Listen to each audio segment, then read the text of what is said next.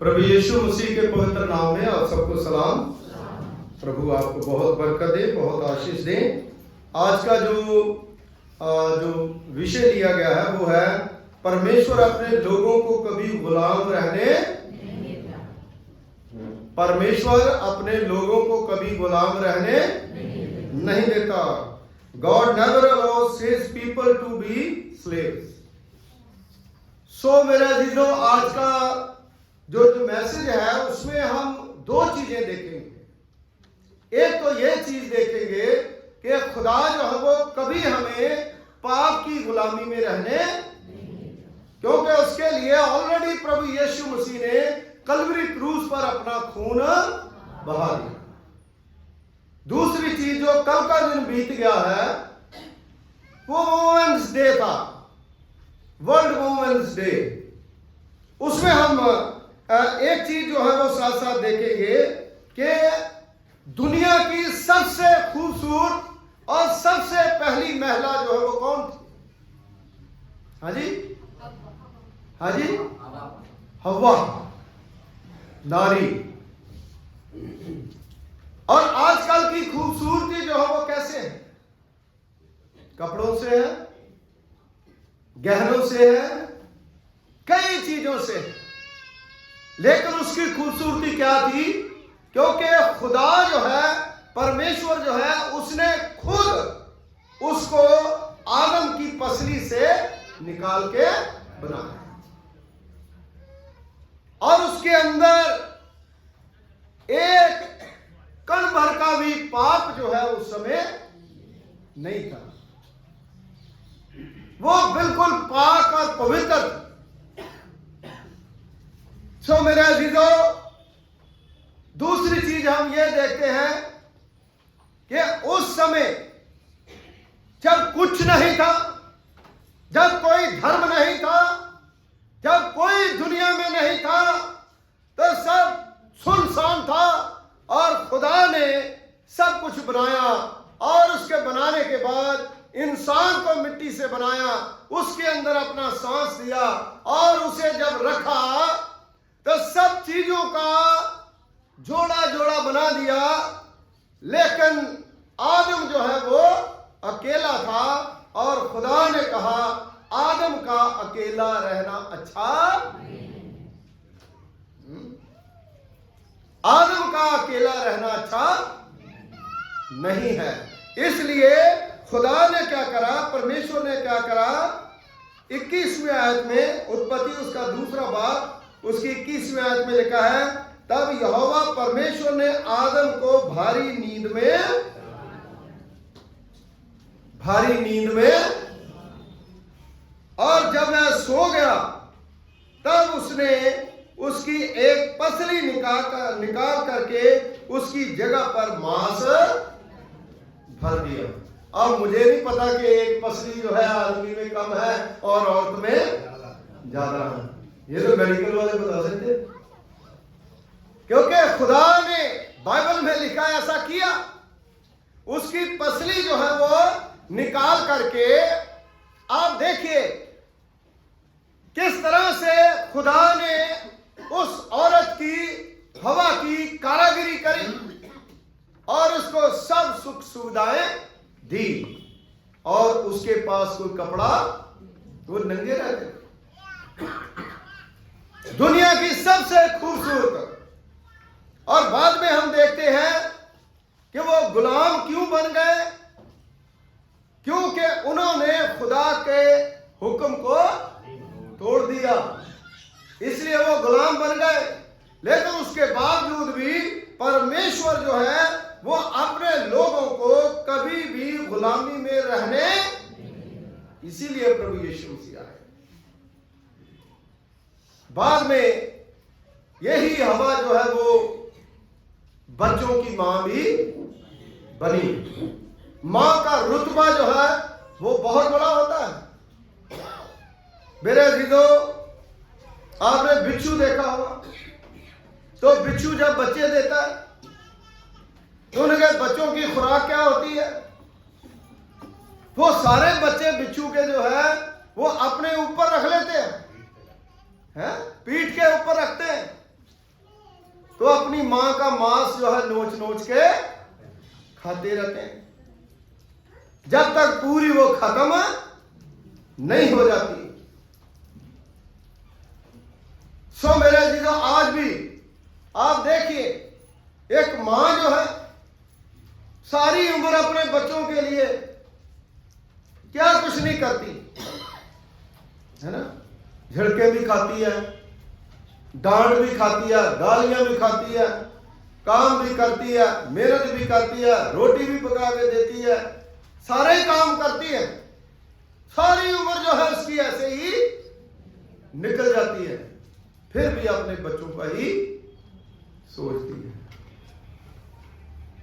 तो मेरे अजीजों, इसलिए खुदा ने मां बनाई,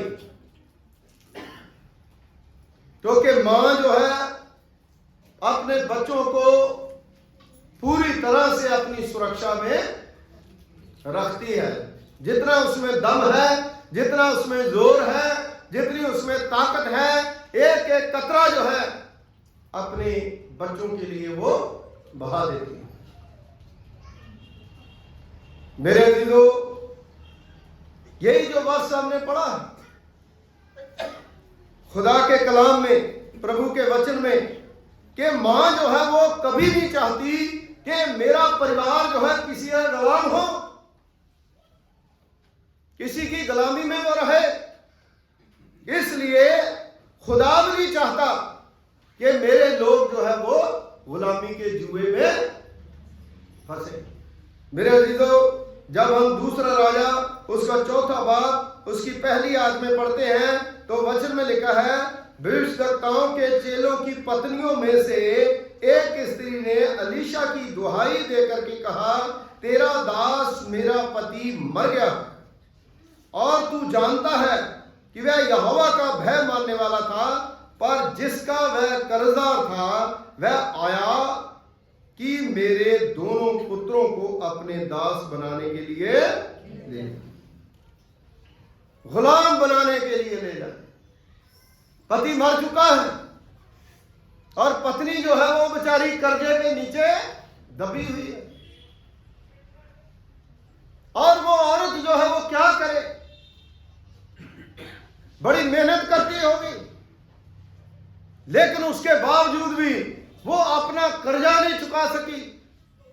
और जो लेनदार है उसके पास आता है और आकर के उसे धमकियां देता होगा, उसे डराता होगा कि मैं लोगों को इकट्ठा करके तेरी बेइज्जती करूं। लेकिन उस औरत ने क्या करा, जो विधवा थी वो अलीशा के पास गई।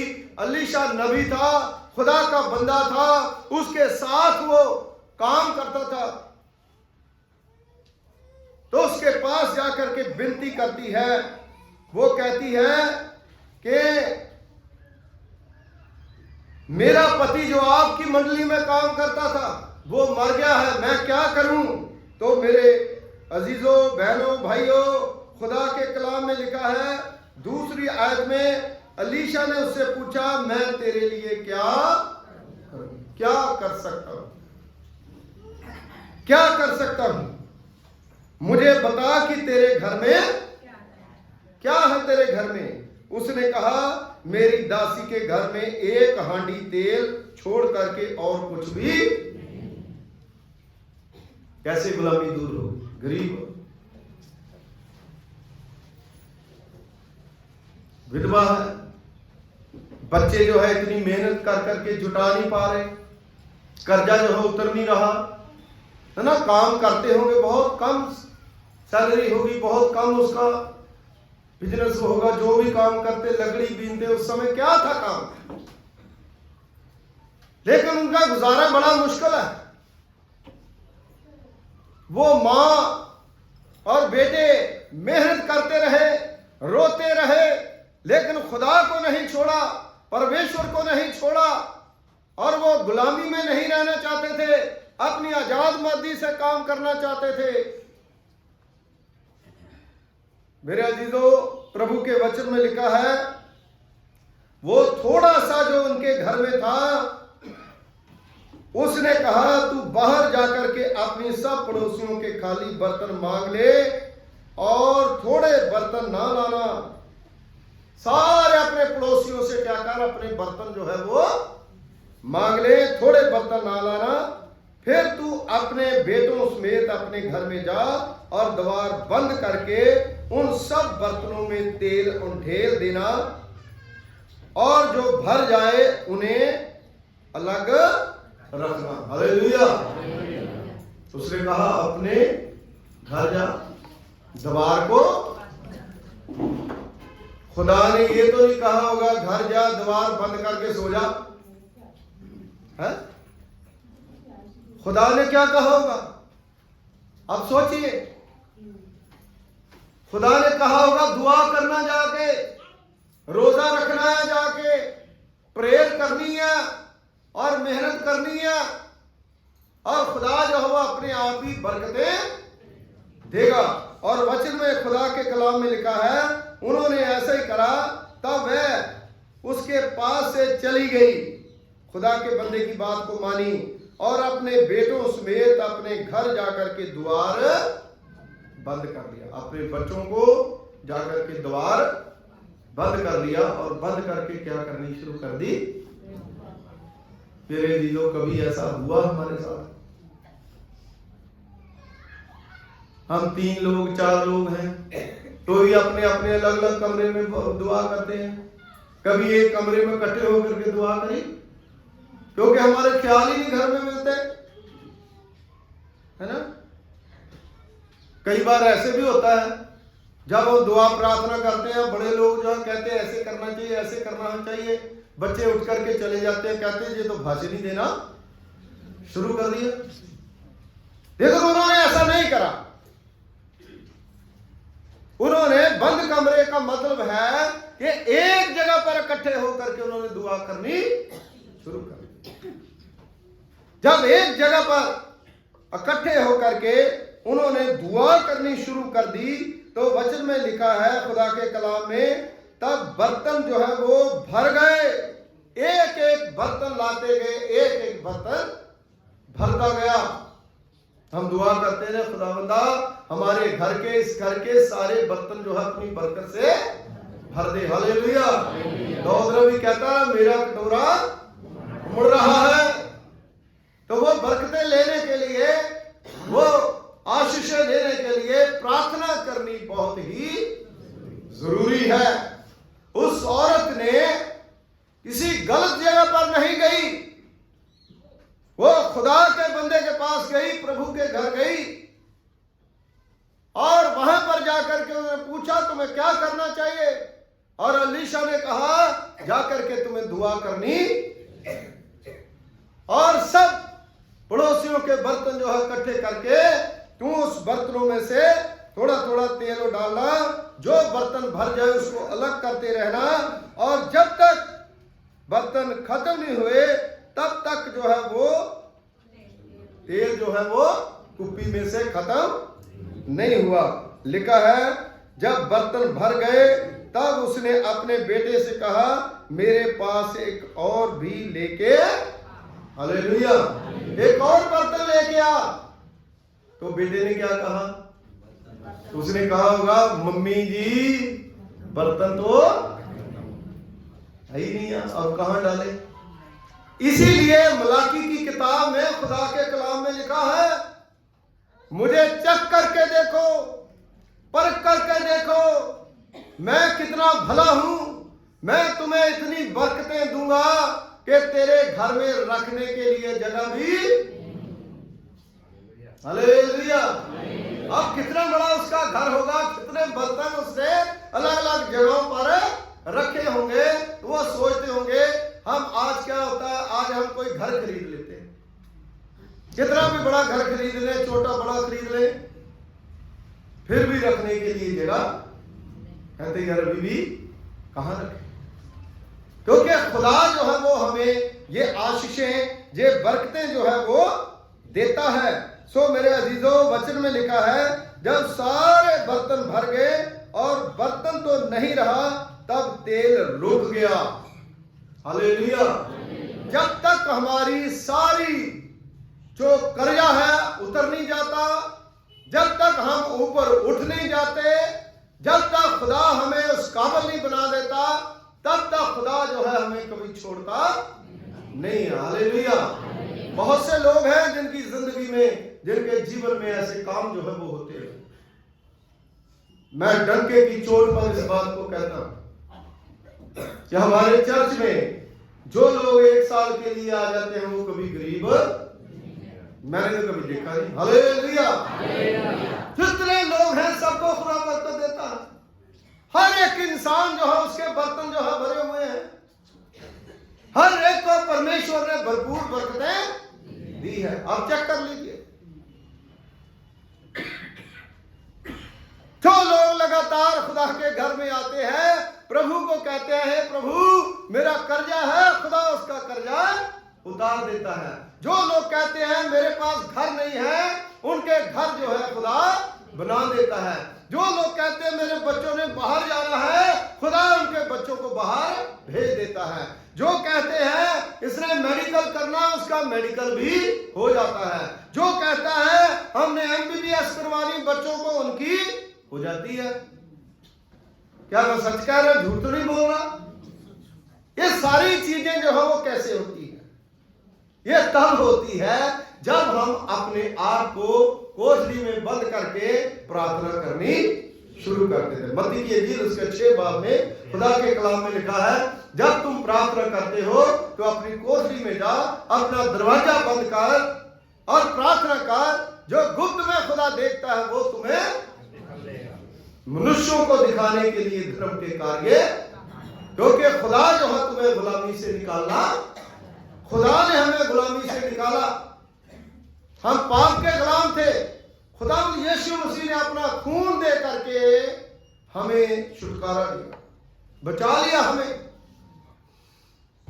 मेरे अजीजों, रोजा क्या है? उपवास रखते हैं हम। बहुत सी डेफिनेशन जो है लोग देते हैं रोजे की। रोजे का मतलब है, हाँ जी, शुद्ध करना। क्या शुद्ध तो हम मतलब है कहते हैं कि नहा के भी कर लेते हैं, अच्छा साबुन लैक्स लगा के, डव साबुन लगा के, या बढ़िया बढ़िया जो मतलब है कि आते हैं उसको लगा के भी हम शुद्ध कर लेते हैं। कहते हैं पहले आपको शुद्ध करो फिर रसोई में जाना, है ना? उपवास का क्या मतलब है? उपवास का मतलब जो है आजकल लोग समझते हैं खाना छोड़ देना। उपवास का रियल मतलब यह है पाप को छोड़ना। खाना छोड़ना जो है सेकेंडरी चीज है। पाप को छोड़ना, खुदा की नजदीकी में आना, परमेश्वर के पास बैठना, सर पर तेल लगाना, मुंह धोना और पश्चाताप करना, और दूसरे शब्दों में कहूं तौबा करना। हालेलुया। तौबा करना। आज मैं पढ़ रहा था उपवास के बारे में बाइबल में, अभी मुझे वर्ष याद नहीं है, ओल्ड टेस्टामेंट में सुबह पढ़ रहा था। उसमें लिखा था उपवास करके अपने आप को बदलना। हालेलुया। फिर कहते हैं भेष बदला क्या हुआ दिल का बदलना। अपने आप को तब्दील करना, खुदा की नजदीकी में आना, तभी तो परमेश्वर की आशीष जो हमें मिलेगी और हम गुलामी के जुए से। इसलिए मेरे अजीजों, खुदा जो है वो हमें वो आशीषें देता, वो बरकतें देता है जो इस विधवा औरत को दी। और अलीशा जो है उसके द्वारा परमेश्वर ने उसे एक हुक्म दिया और उसने उस हुक्म को पूरा करा, माना उसको। क्या आज हम मानते हैं? ये छोटी सी चीज थी जो कह दिया यहाँ पे पुलपट पे आप जो है वो क्या लाओ, गुल्लक लाओ, है ना? पादरी साहब कौन सा बंदूक लेके आएगा? हैं? कहेगा तो लड़ाई करेंगे पादरी साहब से, आप रोज कहते रहते हो, है ना? ये है हमारी जिंदगी। ये क्या है?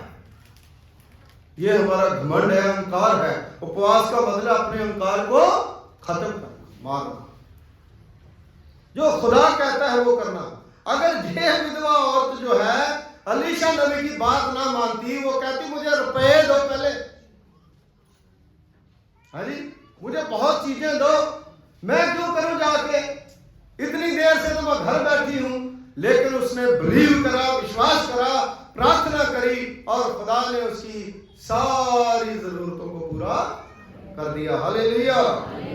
और फिर वो जब सारी बरकतें पा चुकी तो उसके बाद वचन में लिखा है कि वो कहां पर गई, तब उसने जाकर के परमेश्वर के भक्त को ये बता दिया। उसने कहा जा तेल बेच करके अपना कर्जा। हालेलुया। तो हमें कोई बरकत मिल जाए तो हम मतलब आके तकिए के नीचे उसको छिपा के रख दें। कभी खुदा के घर में ना लेकर गए लड्डुओं का डब्बा भी, खुदा को ना बताएं आके, क्योंकि खुदा ने तो दिया। ये बहन जो है वो प्रभु के पास फिर गई और खुदा ने कहा, जने अलीशा ने कहा जा जाकर के अपना कर्जा भर दे और बाकी अपने पुत्रों समेत अपना निर्वाह कर। फिर जो पहले उनके घर चूल्हा नहीं जलता था, पहले उनके घर मीट सब्जी नहीं बनती थी, उसके बाद उसी पड़ोसी जो है वो देखते होंगे पता नहीं कौन सी इनकी लॉटरी लग गई है भाई, ये तो हर रोज बढ़िया से बढ़िया मटर पुलाव खा रहे हैं, इनके पास तो कपड़े भी नए आ गए हैं, इनके पास तो हर चीज आ गई है। और लोग जो है देख करके जलसी करते होंगे। लेकिन खुदा जो है वो अपने लोगों को ऐसे गिरने नहीं देता। हालेलुया। इसलिए हमें खुदा की महिमा करनी चाहिए, क्योंकि परमेश्वर जो है वो हमें गरीब छोड़ना नहीं चाहता। खुदा कहता है तुम गुलामी के जुए में ना हो। मत्ती की अंजील उसका 11 बाब उसकी 29वीं आयत में खुदा के कलाम में लिखा है, मेरा जुआ अपने ऊपर, क्योंकि वो हल्का और मुलायम है। खुदा जो है अपने काम जो है वो हमें देता है। जब हम उसके काम करते हैं खुदा हमारे काम जो है वो करता है और हमें बरकत भी देता है। इसलिए मेरे अजीजों, खुदा जो है वो हर एक गुलामी से हमें छुटकारा देना, क्योंकि यीशु मसीह ने हर इंसान को गुलामी से निकाला है। हर शख्स के लिए उसने अपनी जान जो है क्रूस पर दी है। हम अपने प्रभु को किसी जगह पर बांध नहीं सकते। वो बहुत बड़ा परमेश्वर है, वो बहुत बड़ा खुदा है। उसने कहा आसमान मेरे तख्त है, जमीन मेरे पांव की। अब कितनी बड़ी जमीन है, कितना बड़ा आसमान है, कितना बड़ा हमारा खुदा है, कितना बड़ा हमारा परमेश्वर है। यही अलीशा नबी जब पहले बाब में, दूसरे बाब में हम पढ़ते हैं तो वचन में लिखा है कि अलीशा नबी जो है वो भी बड़ा विश्वासी था। ये एलिया का चेला था। एलिया नबी जो है बड़े बड़े काम करता था। वो पानी के ऊपर अपना हाथ गोदली बढ़ाता था तो पानी जो है वो 2 पाड़ हो जाते थे। जब उसने चले जाना था, स्वर्ग पर उठाए जाना था, तो अलीशा ने कहा था कि मैं तेरे साथ साथ चलूंगा। एलिया ने कहा तुम अब जा, क्योंकि मैं तो उठा लिया जाऊंगा। लेकिन उसने कहा मैं तुम्हें छोड़ूंगा नहीं। वो उसके पीछे पीछे गया। लेकिन जब अग्नि का रथ जो है वो नीचे उतरा तो उसके सामने ही, सबके सामने जब एलिया जो है ऊपर उठा लिया गया तो अलीशा जो है रोने लगा, अपने कपड़े फाड़ने लगा। अरे ये क्या हो गया, क्योंकि मेरा गुरु जो है वो उठा लिया गया। लेकिन एलिया जो है वो अपनी गोदरी, जिसको कहते हैं चादर, वो छोड़ गया था। उसने रोते रोते क्या करा, चादर को, जो आंसू बहाते हुए बोलते हैं वो जयजयकार करते हुए उनके लिए हालेलुया। क्योंकि उसने कहा था मुझे दुगनी ताकत देना, और एलिया ने कहा ये क्या मांग लिया तूने, अगर तू मुझे देख लेगा तो दुगनी ताकत तुम्हें। लेकिन जब वो गोदरी उठाई और गोदरी उठा करके अपने ऊपर रखी और जिस नदी से वो आए थे उस नदी में जब उसने आगे करी तो नदी जो है 2 पार तो 70 लोग जो उसके साथ थे वो कहने लगे, अरे इसको तो दुगनी ताकत मिल गई। हालेलुया। तो इसलिए जो खुदा के बंदे होते हैं, प्रभु के बंदे होते हैं, उनके कपड़ों में इतनी ताकत आ जाती है कि प्रभु की आशीष जो है उनको मिल जाती है। फिर वही एलीशा जो है उसने इस विधवा औरत को कहा था, उसने कहा जा ऐसे ऐसे कर, तो उसका सारा काम जो है वो हो गया। हालेलुया। आज हम खुदा के हुक्म को माने, प्रभु के हुक्म को माने, परमेश्वर की पाक मर्जी को पूरा करें। जब हम खुदा की पाक मर्जी को पूरा करते हैं, परमेश्वर जो है वो हमें बेअंत बरकतें देता है। क्योंकि खुदा के लोग जो होते हैं ना, भला के वो किसी भी जगह पर चले जाए, वहां पर भी परमेश्वर का नाम। इब्राहिम का जो भतीजा था लूत, सदोम और अमोरा में चला गया था, उसने चुनाव गलत कर लिया, लेकिन वहां पर भी जाके जब खुदा के बंदे आए थे तो लूत जो है वो क्या करता है, उसके घर में आकर के लोग जो है किस तरह की हरकतें करते हैं। खुदा के स्वर्गदूतों के लिए, खुदा के लोगों के लिए उसने ये कह दिया, ये तक कह दिया कि मेरी बेटियां ले जाओ, लेकिन इनको सब कुछ कुर्बान कर दिया। अब सोचिए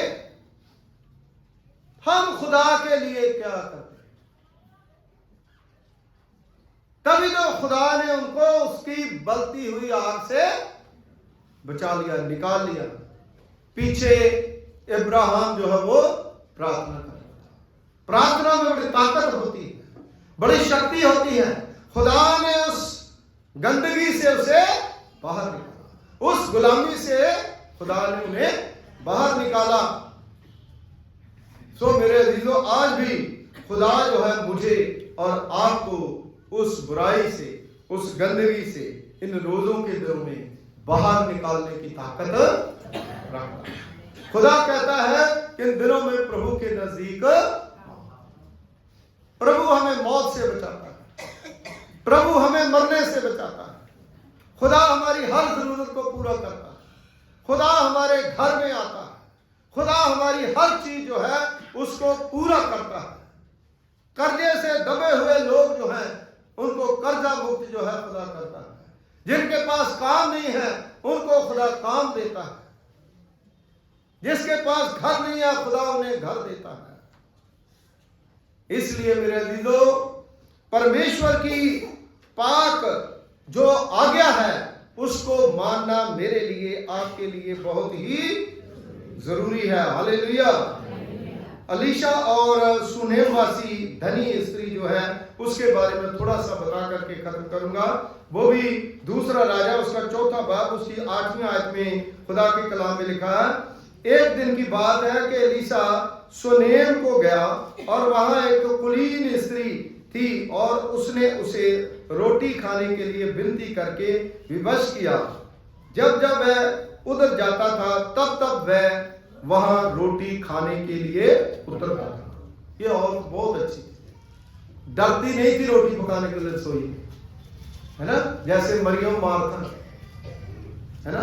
इन औरतों ने बहुत बड़े बड़े काम जो है वो करे, खुदा यीशु मसीह के साथ काम जो है वो करे। तो ये डरते नहीं थे और इस औरत ने हमेशा उसको कहा कि हमारे घर में आना है, हम आपको खाना खिलाएंगे, हम आपकी सेवा करेंगे। और जो अलीशा है असकर उधर को जाता था, वो मना भी करता था तो भी कहते नहीं, हमारे घर में ही खाना खाना। तो उस स्त्री ने अपने पति से कहा, सुन, ये जो बार बार हमारे यहां से होकर के जाया करता है वह मुझे परमेश्वर का कोई पवित्र भक्त जान पड़ता है। हम भीत पर एक छोटी कोठरी बनाए और उसके लिए एक खाट, एक मेज, एक कुर्सी और एक दीवट रखें कि जब जब वे हमारे जहां आए तब तब उसी से टिका करें। आप सोचिए, ये खुदा का कलाम कितने सालों पहले, और यहां पर प्रभु के वचन में लिखा है कि उसके लिए टेबल, खाट, क्योंकि वही होती थी, है ना। टेबल कैसा होगा, खाट कैसी होगी, क्या जाने कैसी थी, है ना, कैसे टूटी फूटी कैसे करके बनाई थी, लेकिन खुदा ने आज क्या दिया हमें, है ना, शीशे वाले मतलब टेबल, बड़े बड़े सोफे, बड़े बड़े गद्दे, बड़े बड़े एसी, बड़े बड़े कई चीजें।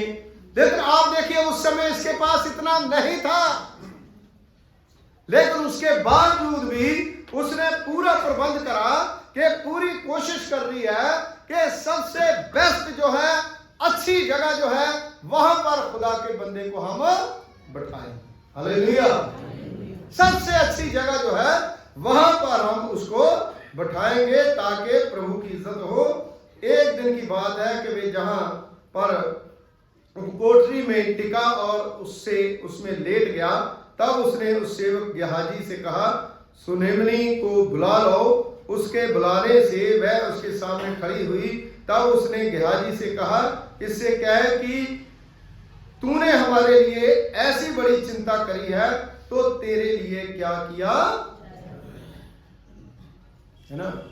जब देखिए किसी के घर में हम खाना खाने के लिए जाते हैं, दुआ करने के, कोई भी खुदा का बंदा, है ना, तो वो देखता रहता है, करता रहता है ना, इसका ये भी बच्चा सेट है, इसका ये भी सेट है, ये भी है, तो उसके मन में आता है, जो अच्छे खुदा के सेवक है ना, जो चीज रह जाती है उसके मन में आता है, तो उसके लिए मैं दुआ करूं ताकि वे भी काम इनका हो ही। और एलीशा के मन में भी स्वाभाविक है, वो आया कि उसकी इतनी सेवा हो रही है, तो वो सोचता है भाई मैं इसके घर के लिए, देखो गेहाजी को कहा, पूछो काय के लिए दुआ करें, क्या करें, राजा के साथ चर्चा करें या क्या करें, इनका जो काम रहता है वो भी हो जाए। तो मेरे अजीजों, वहां पर खुदा के कलाम में वचन में लिखा है, गेहाजी ने जाकर के वहां पूछा। तब उसने गेहाजी से कहा, इससे कह कि तूने हमारे लिए ऐसी बड़ी चिंता की है, तो मेरे लिए क्या किया जाए, क्या तेरी चर्चा राजा से, प्रधान से, सेनापति से? उसने कहा, तो इसके लिए क्या किया जाए? गेहाजी ने उत्तर दिया, निश्चय उसके कोई लड़का, उसका पति बहुत बूढ़ा हो चुका है। देखो कितनी बड़ी बात है ना, जो नहीं हो सकता वो भी खुदा कर सकता है, अगर खुदा के लोग जो है वो प्रार्थना करें। और जब ऐसी बात उसने सोची, उसने करा, तो फिर क्या हुआ? गेहाजी ने उत्तर दिया, उसने कहा उसको बुला लाओ, और उसने उसे बुलाया। तब वह द्वार में खड़ी हुई। तब उसने कहा, बसंत ऋतु में दिन पूरे होने पर तू एक बेटा छाती से, देखो, हालेलुया। खुदा क्या नहीं कर सकता अपने लोगों के साथ। जब बहनों ने चमत्कारी तरीके से यह काम करा, तो खुदा ने उन बहनों को आशीष दी, उन बहनों को बरकत दी। खुदा ने उन्हें शर्मिंदा भी होने दिया। और प्रभु के वचन में लिखा है कि उसी तरह हुआ। हे प्रभु, हे परमेश्वर के भक्त, ऐसा नहीं अपनी दासी को धोखा, क्योंकि उसे पता था कि यह हो ही नहीं सकता, लेकिन खुदा जो है वो सब कुछ करने की ताकत है। स्त्री को गर्भ रहा, और बसंत ऋतु के समय एलीशा ने उससे कहा था, उसी समय जब दिन पूरे हुए तब उसके एक पुत्र उत्पन्न। Hallelujah, hallelujah. खुदा जो है कैसा निराला परमेश्वर है। खुदा हमें पेट की बरकतें देता है, खुदा हमें घर की बरकतें देता है, खुदा हमें कैसी कैसी आशीषें देता है। इसलिए खुदा जो है कभी भी हमें गुलाम रहने, इसलिए तौबा करें, यीशु मसीह के ऊपर विश्वास करें और खुदा के ऊपर विश्वास करें। परमेश्वर जो है वो आपको बहुत सी बरकतें, बहुत सी आशीषें। और दूसरी चीज जो है वो मैं ज्यादा डिटेल में नहीं बताऊंगा। यही बच्चा जो है कुछ समय बाद क्या हुआ, उसके पेट में, खेत में गया, पेट में दर्द हुआ, तो वो, और फिर एक और चमत्कार, मरे को भी जिंदा किसने करा? हालेलुया। खुदा जो है जब हमें कोई बरकत देता है तो फिर उसमें दुख नहीं बुलाता, उसका दुख जो है खुदा ने दूर करना। मैं जानता हूं कि वो इसके बारे में बाइबल में तो ज्यादा नहीं लिखा, जो खुदा ने चमत्कारी तरीके से उस बच्चे को दिया वो बहुत ही महान बच्चा। जो मसीहों के बच्चे हैं वो क्यों तरक्की कर जाते हैं, क्यों खुदा जो है बिगड़ जाते हैं तो भी खुदा ने सीधा कर देता, क्यों कर देता? क्योंकि वो खुदा के दिए हुए और प्रभु की संतानें हैं, वो खुदा के लोग हैं और प्रभु के लोगों को कभी भी खुदा निराश होने नहीं देता। दुआ करें। खुदावंद हमारे अनुग्रहकारी पिता, तेरा धन्यवाद करते हैं, तेरा शुक्रिया अदा करते हैं कि आप अनुग्रहकारी पिता हैं, दयावान परमेश्वर हैं। आपकी दया, आपकी कृपा खुदावंद बहुत बड़ी है। तूने अपनी महान कृपा, महान फजल के द्वारा ये होने दिया कि हम खुदावंद आपके पवित्र पाक कदमों में आ सके। शुक्रगुजारी के साथ खुदावंद इन परिवारों को प्रभु पिता परमेश्वर जी आपके वचन के द्वारा खुदावंद निहाल कर सके, जो वीडियो के द्वारा। और प्रभु पिता परमेश्वर जी जितने लोग यहाँ पर इकट्ठे हुए हैं उसके द्वारा खुदावंद प्रभु जी आपके वचन को जिन्होंने सुना है उनको आशीषित कीजिए, उनको बरकत दीजिए। आज का वचन खुदावंद हमारे सबकी जिंदगी में खुदावंद आशीष और बरकत का कारण ठहरे, क्योंकि आप अपने मसीह लोगों को कभी भी गुलामी में रहने नहीं देते। खुदावंद आप हमारी आशीषों के स्रोत हैं और प्रभु बरकतों के स्रोत हैं। जितने लोग आए हैं उनको सारी बरकतें, सारी आशीषें दे और प्रभु अपनी योजनाओं को प्रभु यीशु मसीह के नाम में पूरा करें। मसीह यीशु के वसीले से मांगते हैं, आमीन।